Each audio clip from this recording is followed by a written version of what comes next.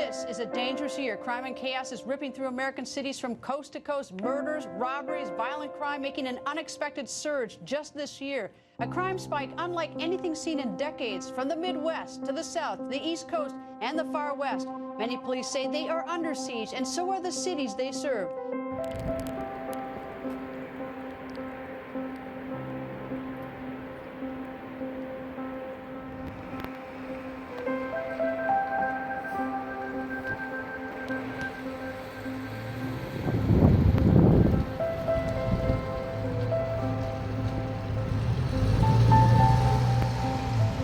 Not having the means to maintain a basic level of existence or lifespan. A social class that puts them at a disadvantage. No society can exist if there's extreme poverty and hunger associated with poverty.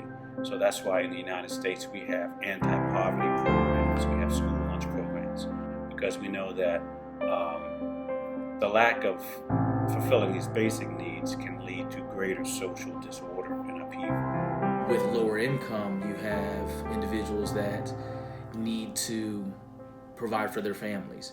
Now, sometimes they don't have the means or the choice other than to maybe sell drugs or commit crimes.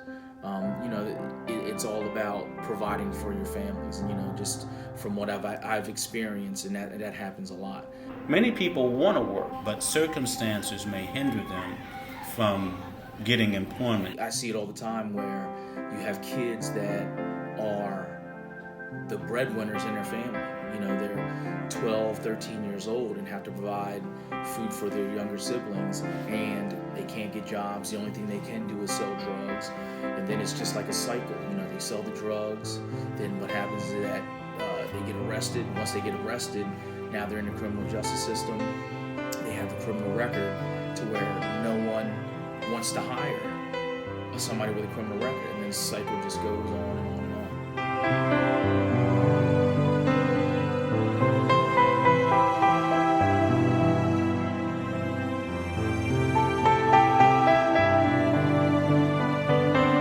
I do think there's a poverty mentality. I think that a mindset. No necesariamente un pobre es una persona que no tiene dinero, sino una persona que piensa como pobre y no quiere avanzar. Some people have a poverty mentality because they feel that someone else will provide for them. So you have some people who don't want to work. They think that society, by that I mean the government, will provide for them. I think that there are some examples of people who don't want to work, don't want to improve their social situation, their financial situation. We have some people that don't value hard work, initiative, the rule of law, and so they resort to antisocial type things like crime. No quiere decir que te queda la opción de ir a hacer algo malo como robar o mentir o matar. No. Just a story that I had when I was in Oxon Hill. I had a 13-year-old that was doing robberies, and he committed 4 robberies. We ended up catching him, and speaking to him, spoke to his parents and stuff. He was actually providing, because he lived in a single-family household. He was providing for his younger siblings, and it was just constantly just trying to get enough money to feed his family. What ended up happening was I tried to keep in contact with him and his family and try to keep him out of trouble.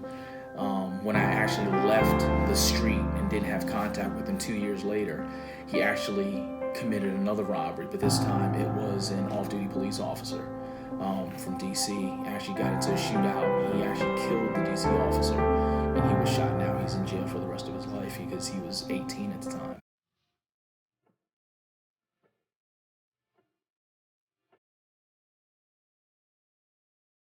I don't think that the poor have the same opportunities for quality legal assistance or representation.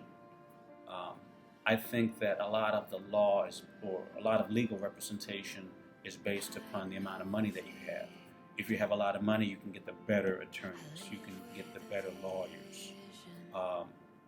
Poor generally get the public defender type lawyers that they're provided free, but many of these individuals may be burdened with 10 or 15 cases, or they may not have the specialization or the experience in law to really provide an ample representation.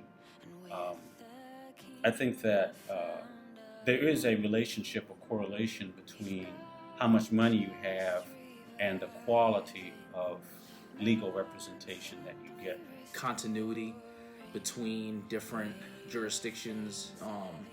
What I mean by that is sometimes when you have certain areas that are more liberal, you have situations where people aren't prosecuted to the full extent, especially repeat offenders, and then you have areas where they're very strict and they don't take into consideration any type of social economical backgrounds, education, stuff that the individual may have gone through that needs help.